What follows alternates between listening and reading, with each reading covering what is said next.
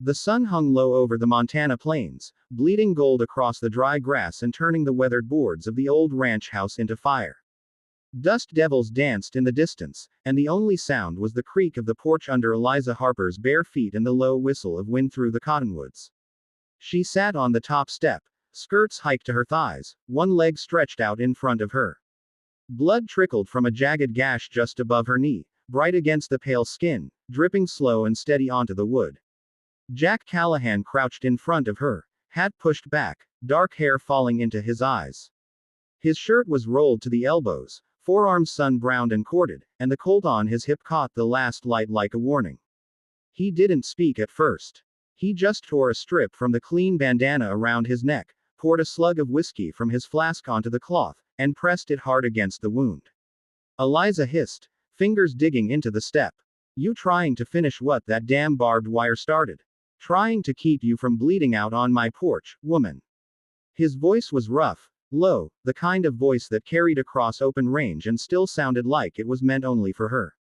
Hold still. She bit her lip but didn't pull away. The burn of the whiskey faded into something warmer when his calloused thumb brushed the inside of her thigh, steadying her leg.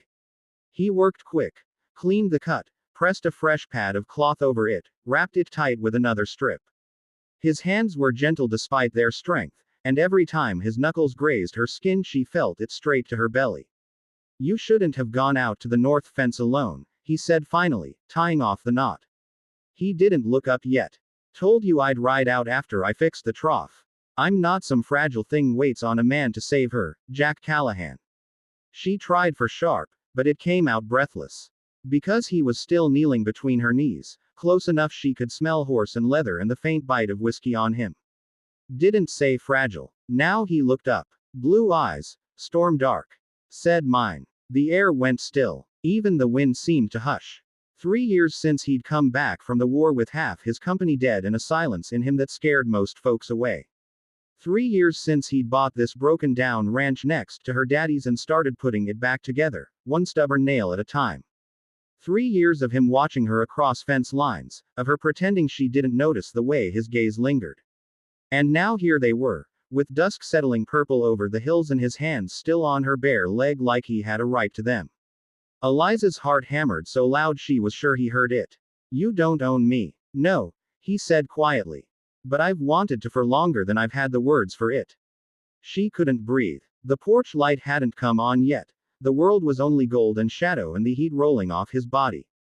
Somewhere down the valley a coyote yipped, lonely and sharp. Jack stood slowly, offering his hand.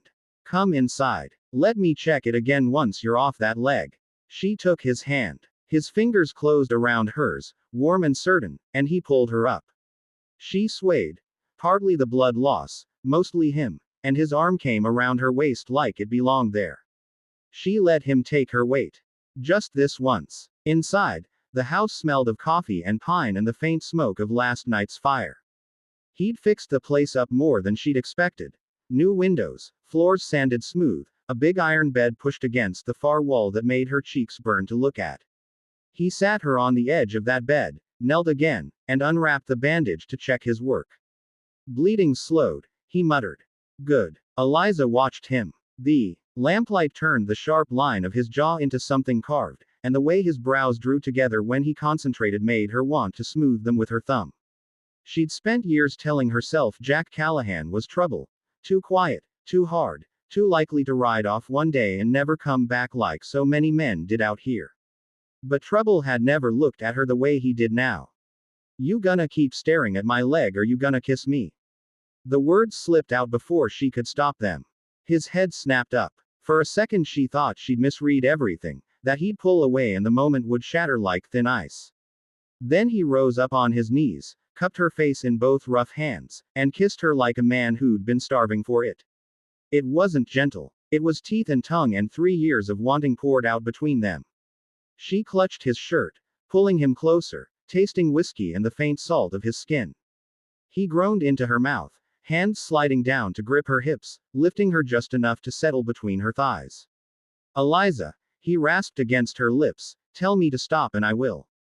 Don't you dare. That was all he needed. He kissed her again, slower this time, deeper, like he was memorizing her. His fingers found the buttons down the front of her dress, popping them open one by one until the fabric parted and the cool air hit her skin. She shivered, not from cold. He pulled back just enough to look at her, eyes dark, breath ragged. Christ, you're beautiful. She laughed, shaky. You've seen me in trousers and dirt half my life. Seen you, he said, voice gravel. Never like this. He pushed the dress off her shoulders, mouth following, her throat, the curve of her collarbone, the swell of her breast above her chemise. She arched into him, fingers tangling in his hair. When he tugged the chemise down and closed his lips over her nipple, she cried out, the sound echoing off the log walls. Jack pulled back only long enough to yank his shirt over his head. The sight of him, broad shoulders scarred from shrapnel and old knife fights, the lean muscle-earned wrestling steers and breaking broncs, made heat pool low in her belly. She reached for his belt. He let her, watching with half-lidded eyes as she opened his trousers and wrapped her hand around the hard length of him. He cursed under his breath, hips jerking. Eliza, I want you, she whispered. All of you, now. He didn't make her ask twice. He pushed her back onto the bed, following her down, settling between her thighs like he'd been made to fit there. The bandage on her leg tugged, but the sting only sharpened everything else. The drag of his stubble against her breast, the weight of him pressing her into the mattress, the thick heat of him sliding against her. When he pushed inside her, slow and relentless, they both stilled for a heartbeat, breathing hard. Then she wrapped her legs around him, careful of the cut, and pulled him deeper. He moved like the land itself, steady and powerful, every thrust dragging a moan from her throat. The lantern flickered. Outside, night swallowed the plains, stars pricking cold and bright. Inside there was only heat, the creak of the bed frame, the slap of skin on skin, the broken sound of his name on her lips. She came first, clenching around him, back bowed off the bed. He followed seconds later, burying his face in her neck, her name a prayer and a curse as he spilled inside her. After, he didn't roll away.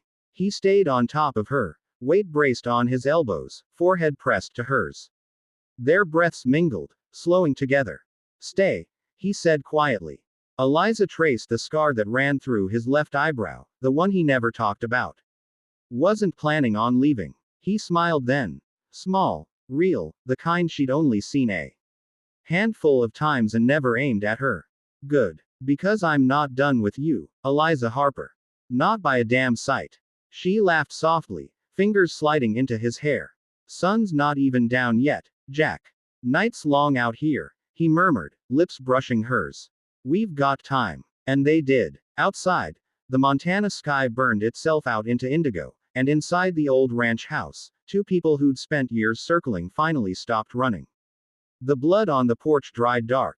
The wound would scar. But some things, Eliza thought as Jack kissed her again, lazy and deep, were worth bleeding for.